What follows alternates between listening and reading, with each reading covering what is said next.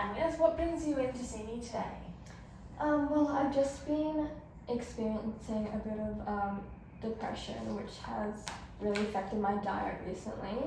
I haven't been able to eat much, and I've been a bit fatigued, and I've noticed I've been losing weight because of that. Okay, and you mentioned depression. How long has that been? Have you been experiencing symptoms of depression for? Well, about half a year ago, my husband passed away, and it was just me and him at home. So I'm living alone now, and yeah, it's just been really hard coping with that at the moment. Yeah, totally understandable. And have you got any support around you? Any children or? Well, my daughter's grown now, so she's moved out of home, and she visits maybe like once a week, but apart from that, it's just me at home. It's just you? Yeah. Okay.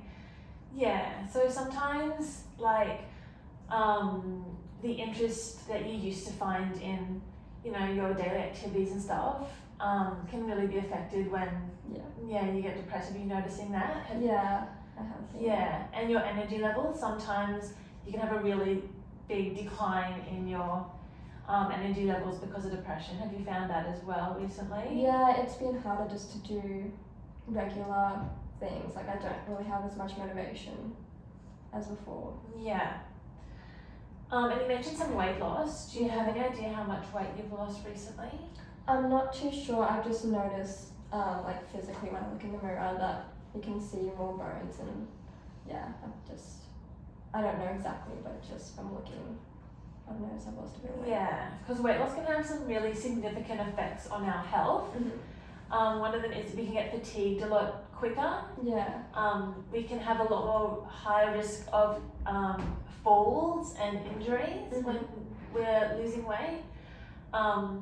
We can also have a high risk of infections. Okay. And it can also really affect our mood and cognitive symptoms when we're losing weight. So it's kind of like a double-edged sword, really. Yeah. You know, your mood causes you not to eat, and then not eating causes a decline in your mood, and then it's really a cyclic effect that really doesn't help. Yeah. Yeah. Yeah, I'm finding that at the moment. Have you got any foods that you do enjoy eating?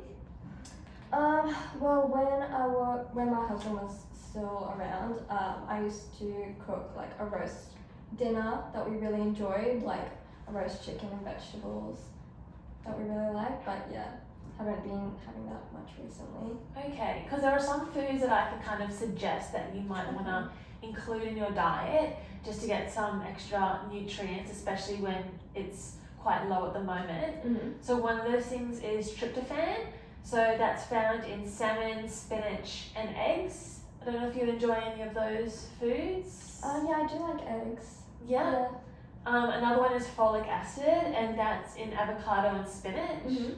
Another one is omega-3, and that's in salmon and tuna. Okay. I don't know if you like those, like tinned salmon can be a bit of an easy meal. And the last one is vitamin B12. And that one's found in lean meats, poultry, and fish. So you mentioned you like chicken, so that's a great way to get some vitamin B12 in. Yeah. And there'd be some great options. I do have right here for you from the nutrition education materials online. This is called Meal Planning and Preparation for Healthy Eating at Home. Yeah. And it just has there's some recipe ideas, so some good websites you might want to go to have a look at. And then it has all meal ideas. So for breakfast, we've got some ideas like you got some wheat bix and milk. You've got some fruit salad and yogurt, some eggs on toast. Yep. So there's a few options here that are good ideas for some breakfast ideas. Then we have lunch ideas, and it's really important to try and get a carb, a protein, a vegetable, and a healthy fat. And there are some good lunch ideas, like you mentioned, sandwiches were. Yeah, for lunch usually just a sandwich. So just making sure we have a good protein source on our sandwich, whether that's tinned tuna or some chicken or an egg on the sandwich. And then we've got ideas for dinner. So the healthy dinner, again, we've got the carb, protein, vegetable, healthy fat. But some good ideas, whether that be like a stir fry, whether you can put some chicken and some vegetables and maybe put it with a rice or a noodles or something like that. And then lastly, we've got some snack ideas. Now, I think you mentioned you're not much of a snacker. No, and I'm sure that's because your appetite just hasn't been. Exactly. You just don't have an appetite to have snacks. But when you do increase your food intake, it'd be great to have like maybe a yogurt as a snack, or a piece of fruit even, or some cheese and crackers, or a tin of tuna, or some nuts, or a boiled egg. There are lots of options there that we could maybe include in your diet.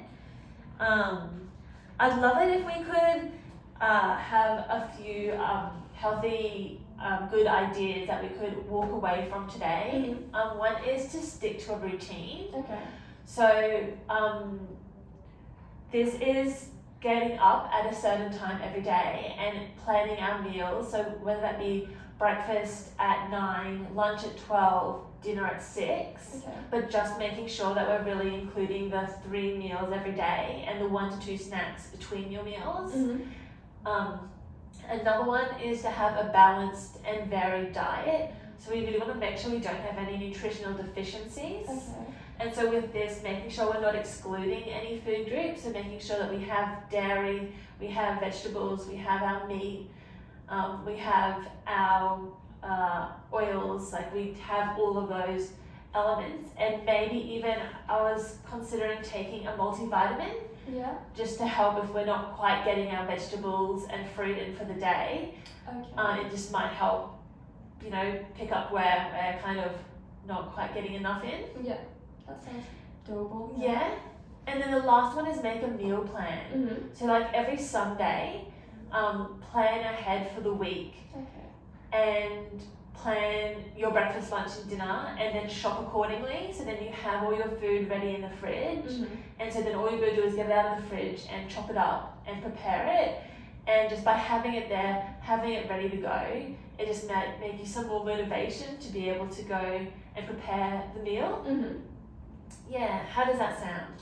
Those 3 ideas. That sounds like they sound doable.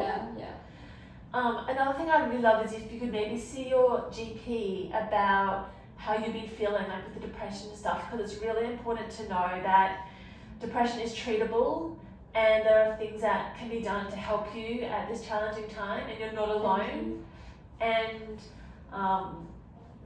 if we can try and help you feel just a little bit more at ease and a little bit more like you're able to cope with how things have been going lately, I think that'd be really important. Thank you. That would be good. Is there anything else you'd like help with at the moment? Anything other that you're experiencing? No, it's pretty much the fatigue and things I've already mentioned. Okay, well it's been great seeing you today, Agnes. And how would you feel about seeing me in a week's time, and we can maybe see how you're going with the meal plan and the structure and the variety of foods, and see how, and maybe if you can document for me for the week what you've been able to eat and what you've been able to include in your diet, and then we can work from there and see how we can improve that and maybe increase it, or that sounds good. Great. Okay, thank you so much, Agnes. Thank you.